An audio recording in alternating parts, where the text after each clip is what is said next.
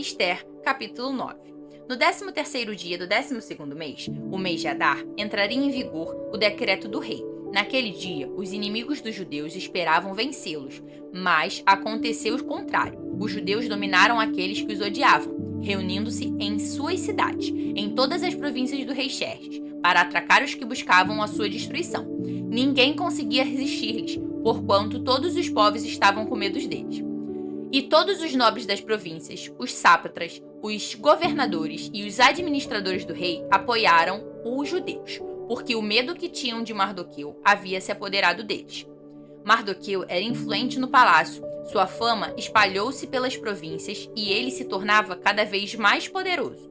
Os judeus feriram todos os seus inimigos à espada, matando-os e o destruindo, e fizeram o que quiseram com os seus inimigos. Na cidadela de Suzã, os judeus mataram e destruíram 500 homens. Também mataram Parsandata, Dalfão, Áspata, Porata, Adália, Aridata, Farmasta, Arissai, Aridai e Vaizata, os 10 filhos de Amã, filho de Amedata, o inimigo dos judeus, mas não se apossaram dos seus bens. Naquele mesmo dia, o total de mortos na cidadela de Suzã foi relatado ao rei, que disse à rainha Esther: os judeus mataram e destruíram 500 homens e os 10 filhos de Amã, na cidadela de Suzã. Que terão feito nas outras províncias do império? Agora, diga qual é o seu pedido e você será atendida. Tem ainda algum desejo? Esse será lhe concedido. Respondeu Esther: se for do agrado do rei, que os judeus de Suzã tenham autorização para executar também amanhã o decreto de hoje, para que os corpos dos 10 filhos de Amã sejam pendurados na forca.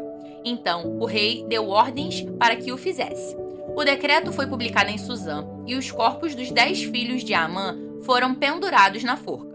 Os judeus de Suzã ajuntaram-se no 14º dia do mês de Adar e mataram 300 homens em Suzã, mas não se apossaram de seus bens. Enquanto isso, ajuntou-se também o restante dos judeus que viviam nas províncias do império, para se protegerem e se livrarem dos seus inimigos. Eles mataram 75.000 deles, mas não se apossaram de seus bens. Isso aconteceu no 13º dia do mês de Adar, e no 14º dia descansaram e fizeram essa data um dia de festa e alegria. Os judeus de Suzã, porém, tinham se reunido no 13º e no 14º dia, e no 15º descansaram, e dele fizeram um dia de festa e alegria. Por isso, os judeus que vivem em vilas e povoados comemoram o 14º dia do mês de Adar, como um dia de festa e de alegria, um dia de troca de presentes.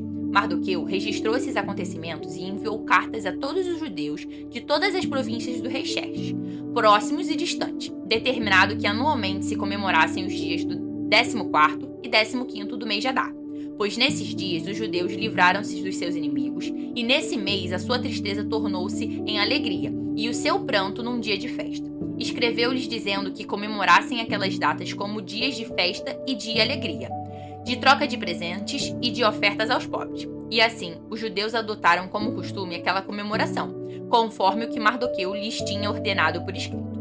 Pois Amã, filho do Agagita Amedata, inimigo de todos os judeus, tinha tramado contra eles para destruí-los e tinha lançado o pur, isto é, a sorte, para a ruína e destruição deles.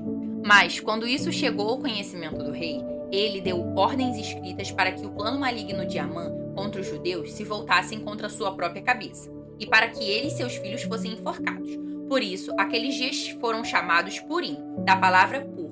Considerando tudo o que estava escrito nessa carta, o que tinham visto e o que tinha acontecido, os judeus decidiram estabelecer o costume de que eles e os descendentes de todos os que se tornassem judeus não deixariam de comemorar anualmente esses 2 dias, na forma prescrita e na data certa.